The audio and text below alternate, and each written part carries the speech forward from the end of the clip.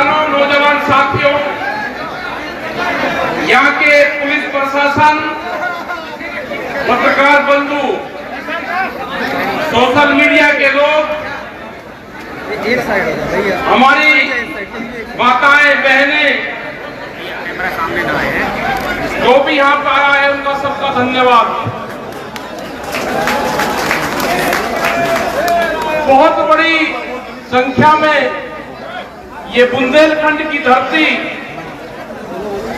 हमीरपुर मोहदा में आप लोग आए। जो मुद्दे हैं, मुद्दे क्योंकि यहाँ से आप लोग दिल्ली में गए,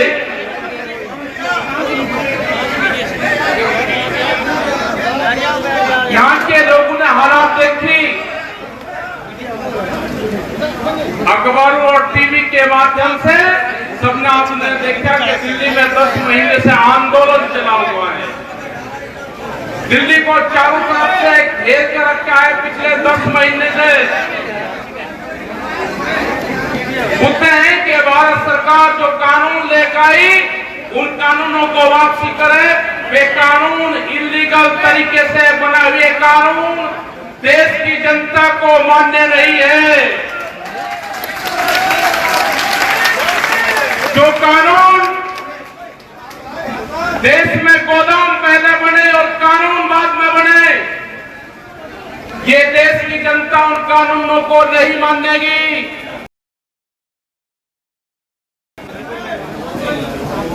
अनाज व्यापारी के गोदाम में बंद होगा, रोटी उसकी तिजोरी में बंद होगी। देश में भूख के आधार पर रोटियों की कीमतें तय होंगी। ये आंदोलन किसानों का नहीं है, ये आंदोलन 14 करोड़ नौजवान का है जो प्रधानमंत्री ने कहा था कि मैं हर साल 2 करोड़ बेरोजगार लोगों को नौकरी दूंगा।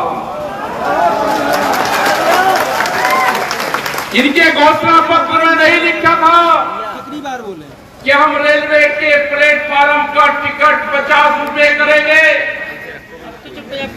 हम ट्रेनों को बंद करके स्पेशल ट्रेन का नाम देके और उसके 4 गुना रेट करेंगे। नहीं लिखा था, इसमें नहीं लिखा था कि 60 साल से ऊपर जो रेलवे में जो टिकट में कम रेट पे मिलता था, जो बेनिफिट होता था आम जनता को, आज वो पूर्ण रूप से बंद कर दिया गया।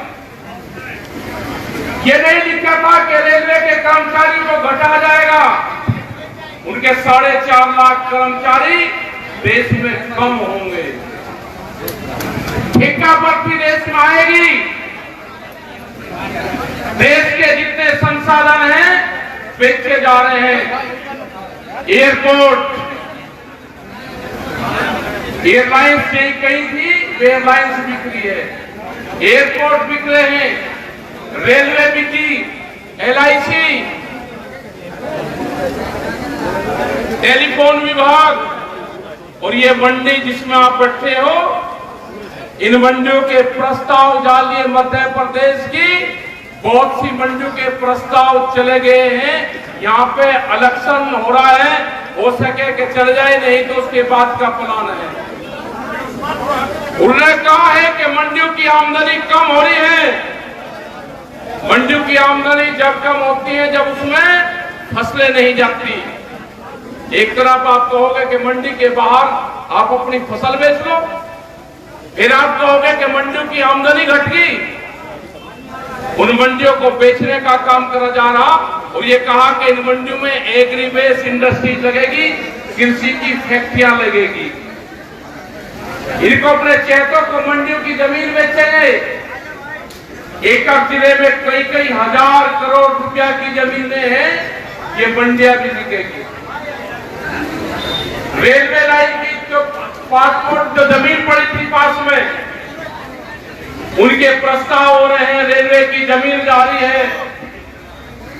जो लोग जिनके खेत नेशनल हाईवे के आसपास हैं, NH में जो नेशनल हाईवे है, कानून आ गए कि आप 500 मीटर तक कोई भी कॉमर्शियली एक्टिविटी नहीं कर सकते।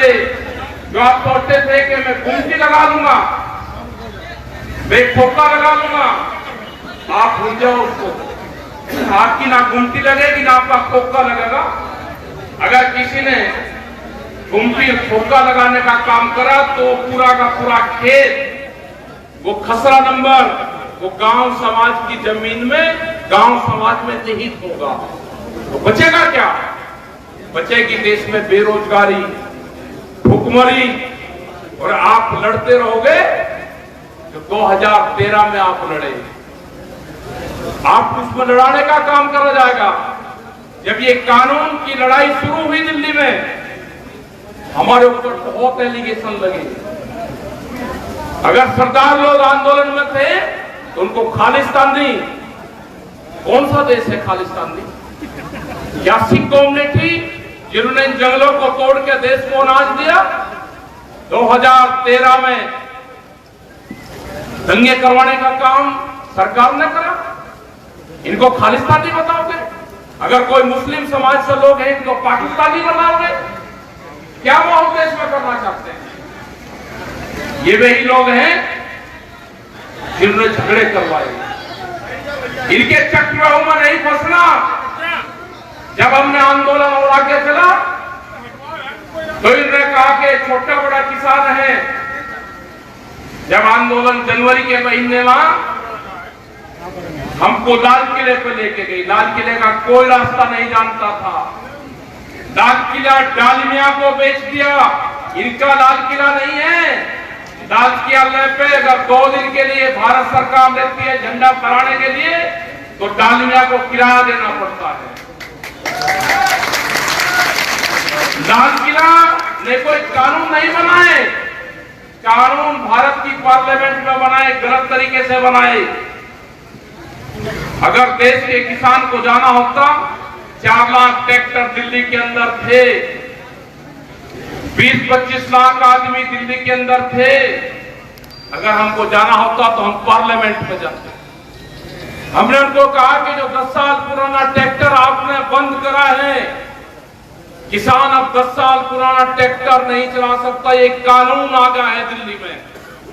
हमने वही 10 साल पुराना ट्रैक्टर दिल्ली की चमचमाती सड़कों पर चला कर दिखाया। वो देश का ट्रैक्टर था, वे किसान भी देश के थे, वो ट्रैक्टर भी देश का है। ये कान खोलकर फिर सुन लो दिल्ली, वो ट्रैक्टर भी यही है और वो किसान भी यही है। अगर जाना होगा तो पार्लियामेंट पर जाएंगे। जब भी जाना होगा पार्लियामेंट के वहां पर जाएंगे। ये कानून वापसी ले लो, ये कानून वापसी ले लो। 3 काले कानून हैं आपके। एमएसपी पे गारंटी कानून चाहिए। आप अपनी जो फसल बेचते हो, हम लाइन में लगे रहते हैं, देश का किसान लाइन में लग रहा है। वो अपनी 40 क्विंटल फसल नहीं बेच सकता। देश का व्यापारी 10,000 क्विंटल आपसे खरीद कर बेचता है। हमको भी वो मंडी, वो मार्केट बता दो कि कहां बेचता है वो 10,000 क्विंटल। आपसे खरीदी हुई सस्ती फसलें वो एमएसपी पे बिकती है।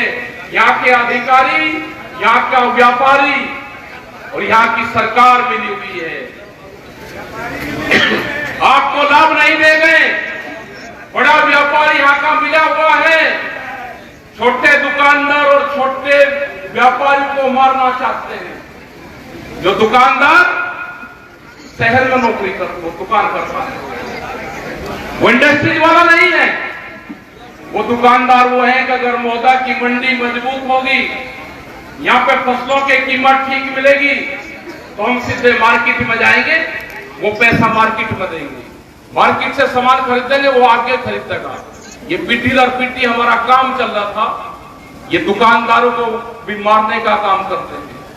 वो जो गुमटी खोल कर बैठता है, जो 100-200 लोगों को उधार सामान देता है गांव में, ये उसको भी मारने का काम करेंगे।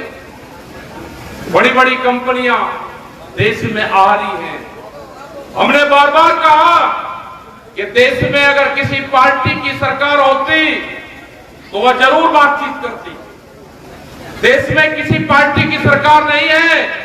ये गलत फहमी में निकाल दो जो ये हमारे ऊपर एलिगेशन लगाते हैं कि आपने बीजेपी को यह कह दिया। हमने नहीं कहा तुम्हारे बीजेपी के बड़े लीडर कैद में बंद है, उनको छुटाओ, उसके बाद में बात करना। जिन लोगों ने हमारे मंच पर आकर कहा था कि कांग्रेस खराब है, आप इसको हटाओ, हम आपके सारे काम करेंगे, देश में एमएसपी की गारंटी देंगे, वो आप लोगों ने हटवाई, हमने सबने हटवाई वो सरकारें। आज कहां गए आप लोग? आज कहां गए वे लोग जो हमारे मंच पर आकर भाषण देते थे? वे आज दिखाई नहीं देते, वे कैद में बंद हैं। नेता मुक्ति अभियान देश में चलाना पड़ेगा। ये सारे बंधन तोड़ के बाहर आएंगे। इनकी सरकारें नहीं है देश में, देश में है मोदी सरकार, और मोदी सरकार को चलाती है कंपनियां। ये कंपनी राज देश में नहीं चलेगा, कंपनी राज नहीं चलेगा। नारे भी सरकार बताएगी कि कौन सा नारा लगेगा।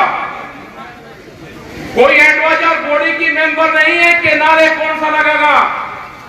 नारा जो लगेगा देश में वो लगेगा, हमको संविधान में राइट्स दिए गए हैं कि हिंदुस्तान में रहने वाली हर जातियां, हर धर्म के लोगों का सम्मान होगा। कौन पूजा पद्धति कैसे करेगा उसका सम्मान करा जाएगा। यहाँ पे हमको राइट्स दिए गए हैं संविधान में।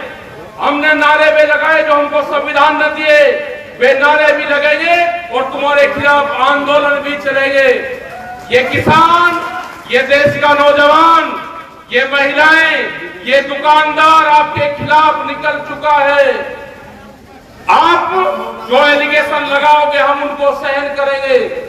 हम आपको देश नहीं बिकने देंगे। ये बहुत बड़े बड़े भाषण आपने कहे कि हम देश नहीं बिकने देंगे।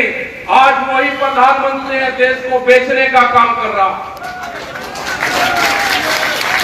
हम आंध्र प्रदेश में गए, विशाखापट्टनम, वहां पे 6 गांव के किसानों ने 22,000 एकड़ जमीन विशाखापट्टनम स्टील प्लांट जो भारत सरकार का एक उद्योग है उसको दी फ्री ऑफ कॉस्ट 22,000 एकड़ जमीन।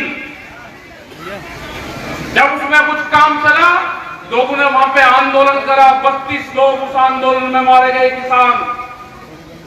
आज वो पूर्ण रूप से भारत सरकार को आमदनी देने वाला एक बड़ा उद्योग है। उसकी कीमत 3.5 लाख करोड़ से 4 लाख करोड़ है। उसको 14,000 करोड़ रुपए में अडानी को बेचा जा रहा। देश बिक रहा है। हम धर्मवाद में हैं, देश बिक रहा है, हम धर्मवाद में इसको छोड़ना पड़ेगा। सबसे पहले प्रायोरिटी हमारा नेशनल फ्लैग है, तिरंगा। हमको जो राइट्स दिए गए हैं उसके नीचे हमको आंदोलन करने पड़ेंगे।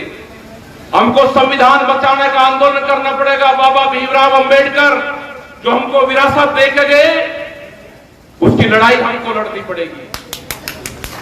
जो चौधरी चरण सिंह, चौधरी टिकैत साहब जो इस आंदोलन की राह पे हमको दे के गए, हम आज उस भूमि पाए जो एक क्रांतिकारियों की भूमि है, जो झांसी की रानी की भूमि है, जो आला उदल की भूमि है, जिन्होंने अन्याय के खिलाफ हमेशा जंग लड़ी।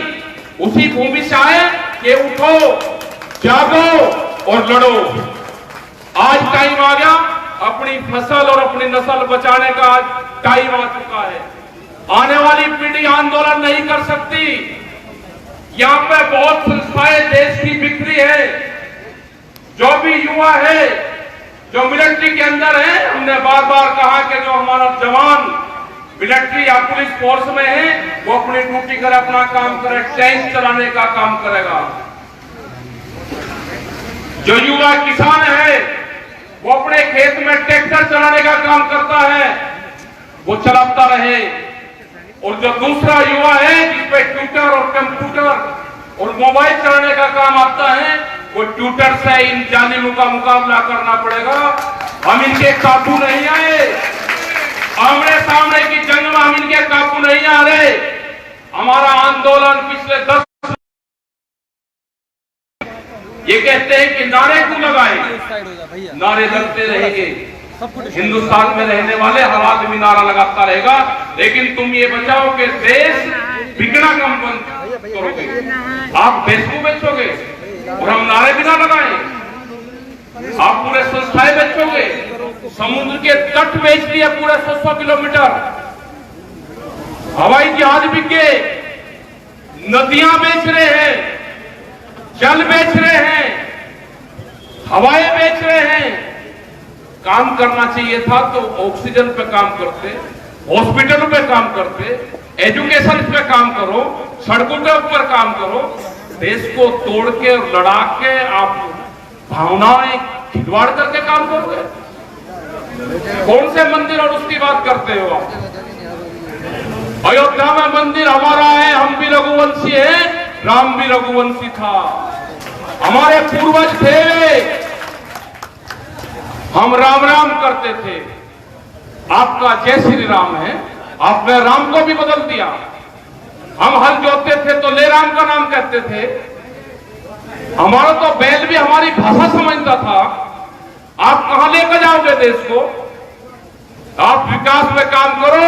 जब भी सरकारें या पॉलिटिकल पार्टी धर्मवाद में आएगी, देश का विकास नहीं हो सकता।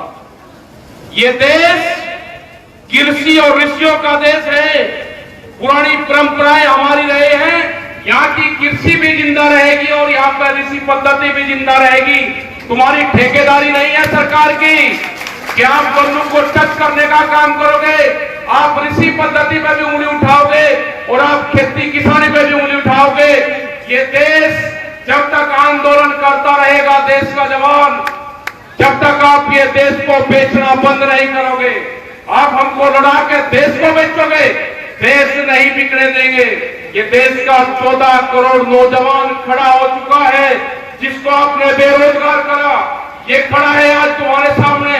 तुम आओगे ना बीच में, तुम गए बंगाल के अंदर, तुम गए बांग्लादेश में, कि हम आजादी की लड़ाई में शामिल थे। बांग्लादेश की कहां से आजादी की लड़ाई लड़ी गई? बांग्लादेश में गए, हम गए, वहां पे एक मुट्ठी चावल मांग रहे थे ये वहां के किसान से। हमने उनको बता के एक मुट्ठी चावल की कीमत मांगो। जैसे ही वहां के किसानों ने कीमत मांगनी शुरू करी, ये वहां से बैक हो गए, भाग गए। ये आएंगे आपके बीच में भी। आप भी प्रचार करो प्रधानमंत्री का, और हम भी प्रचार करेंगे देश के प्रधानमंत्री का। ये ध्यान से सुन लेना, आपके बीच में आएंगे ये लोग अब दिल्ली से। देश के प्रधानमंत्री ने कहा कि 2022 में किसान की आमदनी दुगनी होगी। ये ध्यान से सुन लेना सब लोग।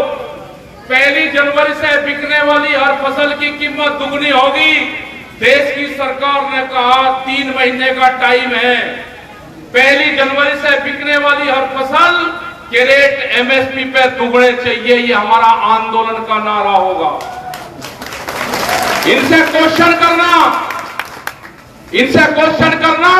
कि 2011 में जब नरेंद्र मोदी गुजरात के मुख्यमंत्री थे, एक फाइनेंशियल कमेटी थी 11 मुख्यमंत्रियों की, उसमें एक कमेटी के अध्यक्ष थे।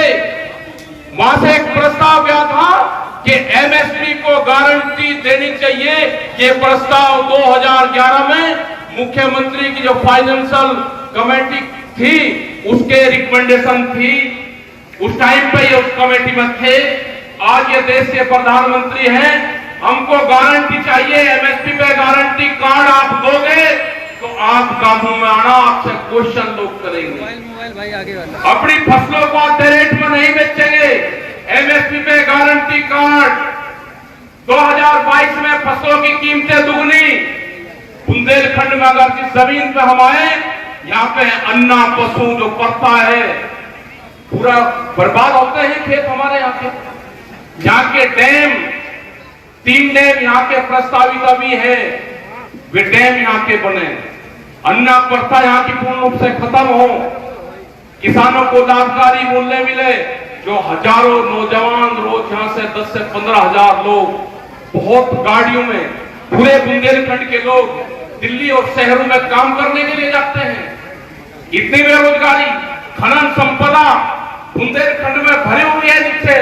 उसका लाभ यहाँ के किसानों को नहीं है, यहाँ के व्यापारी को नहीं है, यहाँ के दुकानदारों को नहीं है, यहाँ की जनता को नहीं है। यहाँ का नौजवान बेरोजगार है, उसको उठना पड़ेगा, आंदोलन का रास्ता पकड़ना पड़ेगा। दिल्ली में आप लोगों को आना पड़ेगा, आपको ट्रेन के माध्यम से, आप दूसरे माध्यम से आप दिल्ली आओ। दिल्ली में लड़ाई जारी है, दिल्ली में आंदोलन जारी है। भारत सरकार को हमने कहा है कि हम बातचीत के लिए तैयार है। देश का किसान कंडीशनल बात नहीं करेगा। आप कहते हो कि कानून वापसी नहीं होंगे, बातचीत कर लो।